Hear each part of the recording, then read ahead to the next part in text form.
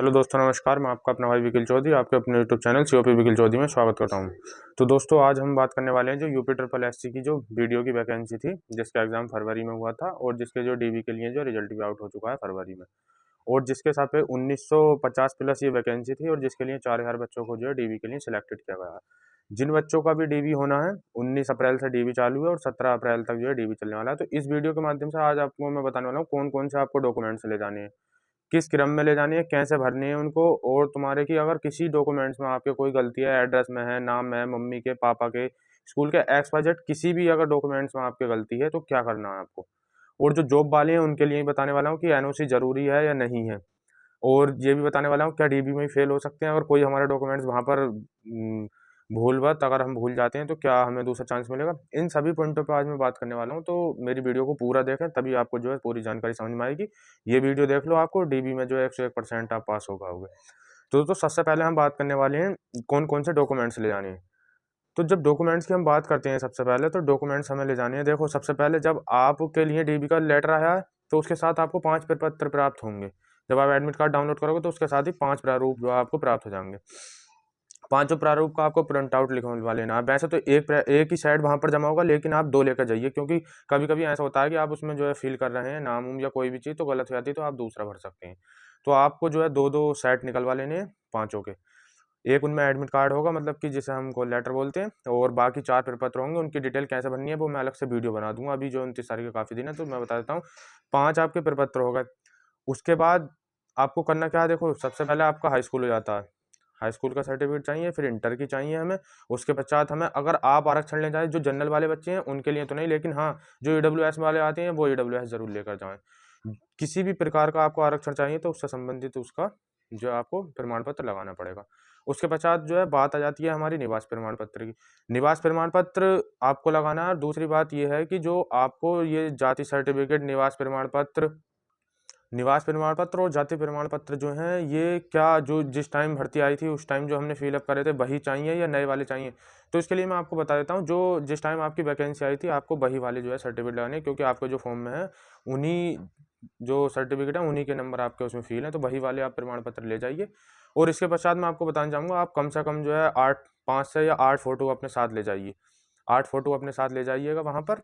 और सबसे पहले बात ये है कि बच्चों का बहुत सा सवाल है कि जो ये प्रपत्र हैं ये किस पेन से बनने हैं। देखो, नीला नीला पेन होना चाहिए या काला पेन होना चाहिए, इन दोनों में से आप किसी से भी जो है ये भर सकते हैं। उसके पश्चात आपको एक ओरिजिनल आईडी ले आनी है, जैसे कि आधार कार्ड और पैन कार्ड दोनों ही ले जाइए।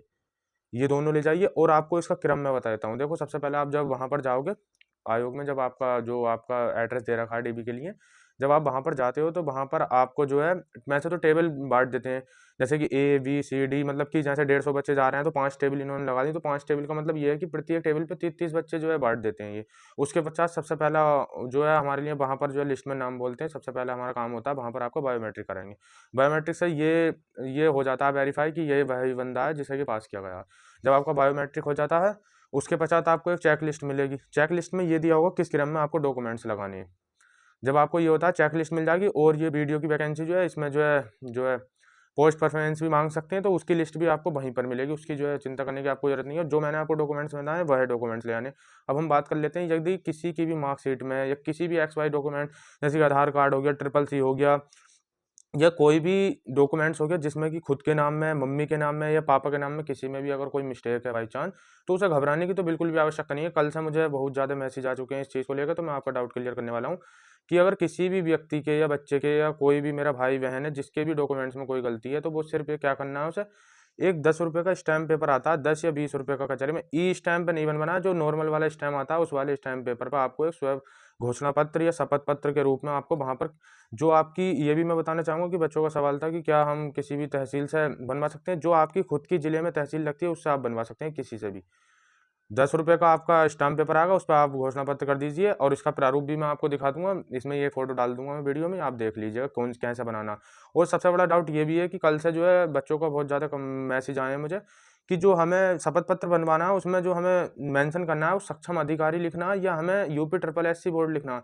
तो मैं आपको बताना चाहूँगा, जो हमारी वैकेंसी है, हमें जो इसमें सिलेक्शन जो दिलवा रही है इस टाइम, जो डीबी के लिए डीबी करा रही है, तो वो यूपी ट्रिपल एससी आयोग है, ना कि कोई सक्षम अधिकारी।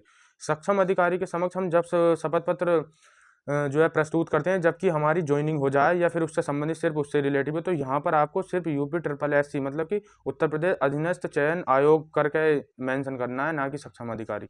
और उसके बाद जो है आप कचहरी में जाएंगे, जो भी टाइप राइटर होते हैं वो उन्हें खाली बताइए ये गलती है, वो अपने आप जो है आपका टाइप कर देंगे। अब इसके पश्चात मैं बात करने वाला हूँ, पहले तो उनके लिए जो लड़कियां विवाहित हैं, मतलब कि उस समय उनकी शादी नहीं हुई थी और अब शादी हो चुकी है, तो उनके जो है जाति प्रमाण पत्र को लेकर और निवास प्रमाण पत्र को लेकर डाउट है। तो मैं आपको बताना चाहूँगा, हमेशा जो गर्ल्स होती हैं उनकी अगर शादी हो जाती है तो उनका जो प्रमाण पत्र होता है वो हमेशा पति पक्ष का ना लग करके पिता पक्ष का ही लगता है। जो पिता की हमारी कास्ट होती है उसी के अकॉर्डिंग उनका जो है जाति प्रमाण पत्र लगता है। अब दूसरी बात कर लेते हैं हम, जैसे कि बहुत से बच्चे इस वीडियो में वो सिलेक्टेड हुए हैं जो कि अदर जॉब में भी सिलेक्टेड हैं। तो उन बच्चों के मेरे पे कल से बहुत ज़्यादा मैसेज आए हैं कि ये बताइए कि सर जो NOC होती है, नॉन ऑब्जेक्शन सर्टिफिकेट, क्या वो लगाना जरूरी है? तो इसके लिए मैं आपको डाउट क्लियर कर देता हूँ कि NOC लगाने की जब आवश्यकता होती है, जब आपने फॉर्म फिल किया था, यदि उस समय आप किसी गवर्नमेंट जॉब में थे तब आपको NOC की आवश्यकता जरूर पड़ेगी। अगर आप फॉर्म फिल करते समय किसी भी गवर्नमेंट जॉब में नहीं थे, उसके पश्चात आपकी जॉब लगी है, तो आपको NOC की कोई आवश्यकता नहीं है।